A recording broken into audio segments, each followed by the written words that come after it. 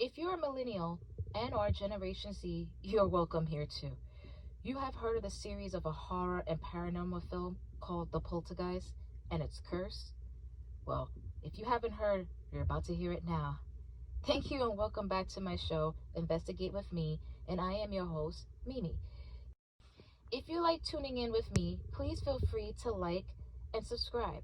Don't forget to hit the notification bell for future contents to come. And once again, if you happen to be at the gym, market, date, and bar, don't forget to share with others as well too. With no further introduction, let's begin with a brief description of the movie and what happened to the cast.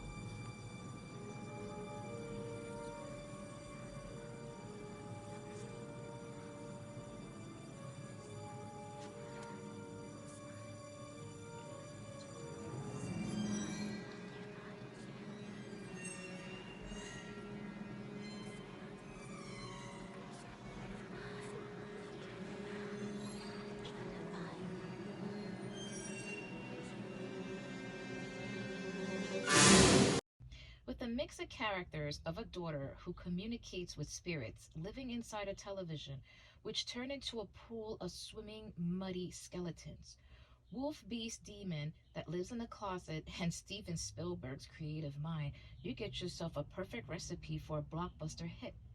Blockbuster used to be a videotape store where you can actually buy or rent tapes, movies that just came out the movie theater that you just have to wait till after it's been in the movie theater. You can either purchase it or rent it out.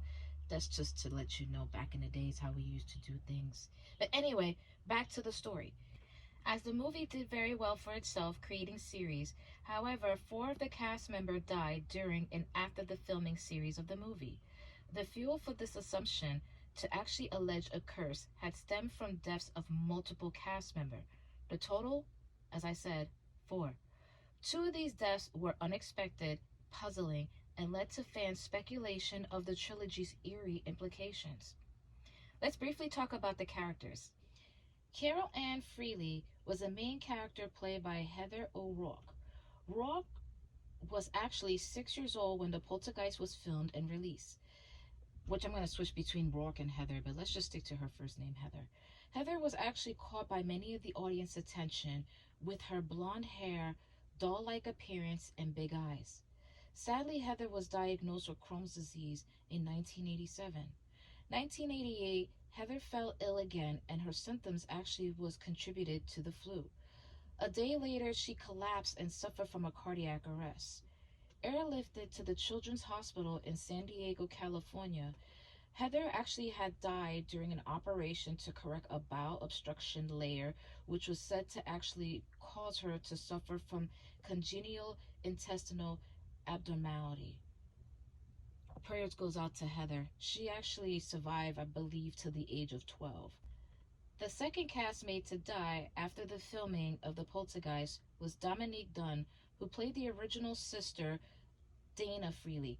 Just beginning of her career to end so short was an unexpected tragedy and unforeseen fate. 1982, Dunn actually separated from her partner, John Sweeney. November of 1982, her ex showed up at her house pleading for her to take him back. When she refused, John grabbed Dominique by the neck and choked her until she was unconscious, later to flee, leaving her to die in the Hollywood home driveway.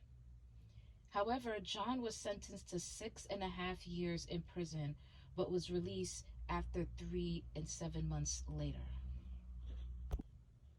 The next 2 castmates to follow suit and also dying as well was Gillian Beck and Will Sampson. The other 2 castmates' deaths were very unfortunate. Julianne Beck actually played the evil preacher Kane from the Poltergeist 2.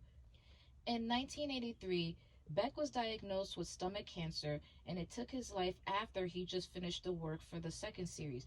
That's why when I try to look up his picture for the cast, I guess that's why they didn't really show his picture, because when I was looking to see, at least from what I was looking at in terms of the movie Poltergeist 2, or just in general the cast members, I didn't really see him, but maybe you guys might be lucky enough to see him. And if so, let me know in the comment section below, because I didn't really get much of pictures of him. But in the same film, William Sampson actually played the character named Taylor, was a Native American shaman who died undergoing a heart and lung transplant. Wow, this is so eerie. This is after the filming of the Poltergeist. You kind of wonder. After that, other strange events took place on the set as well.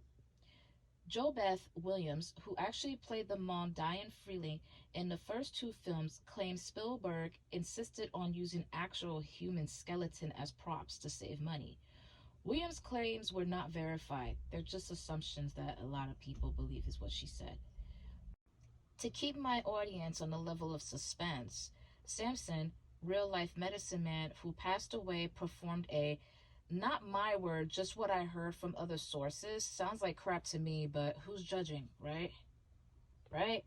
Okay, right. Performed, quote, an exorcism after the shooting had wrapped up one night. Yeah, okay. Exorcism. No judgment here, whoever assumes such a report. Sad case for these young potential Hollywood stars to have their life taken so short, and the two male characters as well who is just starting out. What do you think? Do you believe there was actually a curse on the set? Leave a comment below to tell me what your answer is, or if you have any suggestions for any shows you want me to, look up and research that I can cover for next week, just feel free to, once again, leave any comments or suggestion in the description box below. So thank you for stopping by and tuning in with me, investigate with me, and I am your host, Mimi. Until next time, stay safe.